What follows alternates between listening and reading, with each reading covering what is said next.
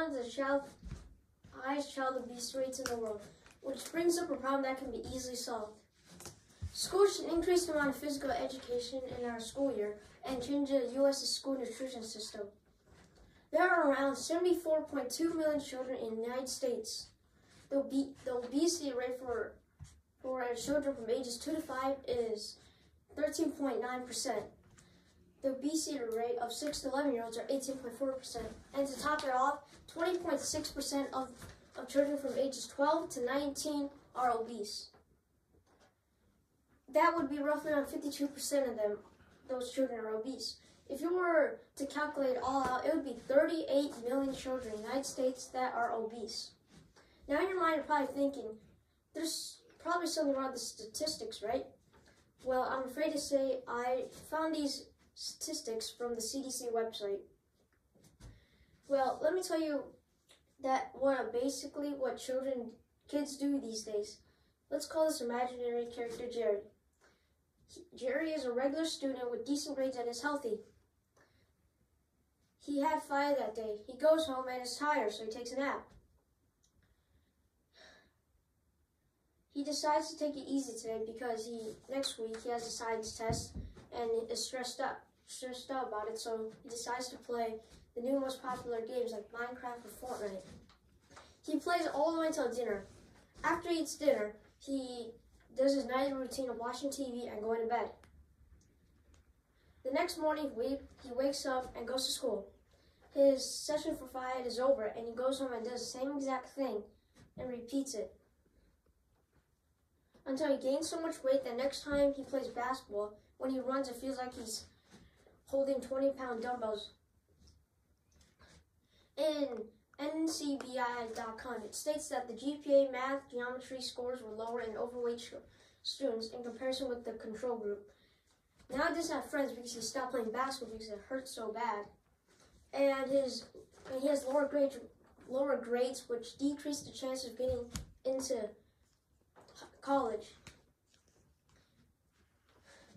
Now, he doesn't, well, this wouldn't happen if we sum up in daily exercise in our school day. It could be like 30 minutes of basketball. Choose your own activity that gets your heart pumped and body sweaty. So now when kids look at exercise, they don't think it as a hard Navy SEAL workout, but a nice pickup game in the park. It can help kids make new friends and meet new people. On the other hand, sometimes kids don't have enough time because they have a doctor's appointment. That's okay because kids only need 30 minutes of exercise for only 3 days a week. It could just be like, that's okay because it states from the CDC website that students who take part in regular physical activity are proven to have better grades, better school attendance, and better behavior in school. I hope that you saw that schools should increase the amount of exercise in our school year. But in order to stay healthy, you have to eat healthy, not just exercise. Which brings up another problem that we have in the U.S. It states in Coach.9.com, there's no surprise here, as the land of processed food, sugar, and candy, America takes out top of for sugar consumed per person per day.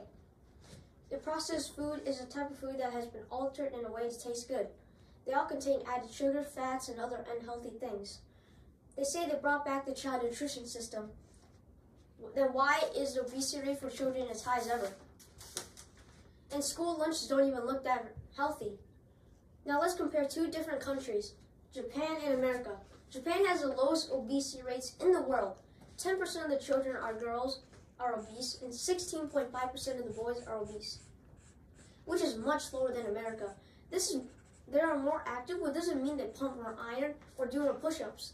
It just means they do light exercises throughout the day. It states in HuffPost.com that America leads the fitness league in exercising 135 days a year compared with a global average of 112 days. If the U.S. is exercising, then why is still a huge obesity community for children? It's the nutrition part that they lack. Foods like cereal and other processed foods increase obesity. The schools in Japan have healthy and fresh nutritious foods. Nutritionists in Japan plan out each meal for the kids. They care so much about child nutrition meals that they consider lunch as a class, which shows to you that Japan really cares about their students' health. In conclusion, I hope you see after listening to this essay that we should increase the amount of physical education in our school year and change our school's nutrition system. Dude, we're good.